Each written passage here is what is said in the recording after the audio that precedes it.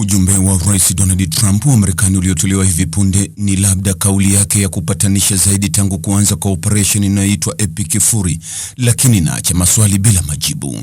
Ingawa alitaja mazungumzo mema na yenye tija na Irani, taarifa hiyo haijathibitishwa na Wairani, na kauli hii inapingana kabisa na kauli kali za uvamizi ambazo pande zinazopigana zilionyesha mwishoni mwa wiki. Zaidi ya hayo, haijulikani kwa hakika ni nini hasa mazungumzo haya yalijikita.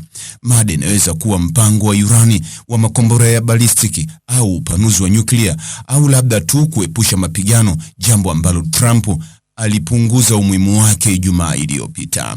Pia inaweza kuhusisha mlango bahari wa Hormuz, ingawa kufungua njia hiyo kwa usafirishaji bado si jambo ambalo Wairani wameahidi hadharani.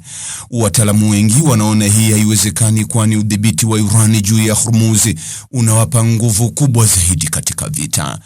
Rais wa Marekani kwa sasa yupo Florida, lakini atasafiri kwenda Memphis mapema hii alasiri kutoa hotuba inayolenga juhudi za kupambana na uhalifu. Hata hivyo, sehemu kubwa ya dunia itakuwa ikifuatilia kwa makini habari yoyote mpya au maelezo kuhusu mazungumzo haya na maana yake kwa mustakabali. Kwa upande mwingine, Rais Donald Trump amesema mazungumzo yalifanyika kuhusu suluhisho kamili la uhasama na Irani. Donald Trump anasema kumekuwa na mazungumzo yenye tija kuhusu suluhisho kamili kwa mzozo wa Mashariki ya Kati. Anasema atahairisha mashambulizi yoyote dhidi ya mitambo ya nishati ya Irani na miundombinu ya nishati kwa muda wa siku 5. Katika chapisho lake kwenye mtandao wa Truth lililoandikwa kwa herufi kubwa, anasema, na hapa namnukuu: "Ninafurahia kuripoti kwamba Marekani na nchi ya Irani kwa siku 2 zilizopita tumefanya mazungumzo mema sana na yenye tija kuhusu ushirikiano na utajiri katika Mashariki ya Kati. Kulingana na mazungumzo haya kwa kina na mazungumzo yenye kujenga ambayo yataendelea wiki nzima, nimeagiza idara ya vita kuahirisha mashambulizi yoyote ya kijeshi dhidi ya Iran kwa kipindi cha siku 5 huku mazungumzo yakiendelea. Asante, Rais Donald J. Trump."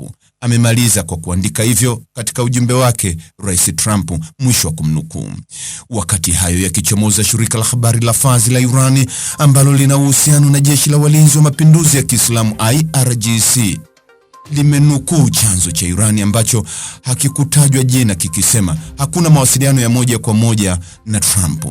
Chanzo hicho kinasema baada ya kusikia kwamba malengo yetu ya ushambuliaji yatajumuisha vituo vyote vya umeme katika Asia Magharibi, alirudi nyuma, kimesema chanzo hicho, mwisho wa kunukuu. Mtazamaji, ni yapi maoni yako kuhusiana na taarifa hii? Andika maoni yako katika sehemu ya ujumbe hapo chini. Like na subscribe pia ili uwe wa kwanza kupata habari wa chungu tele.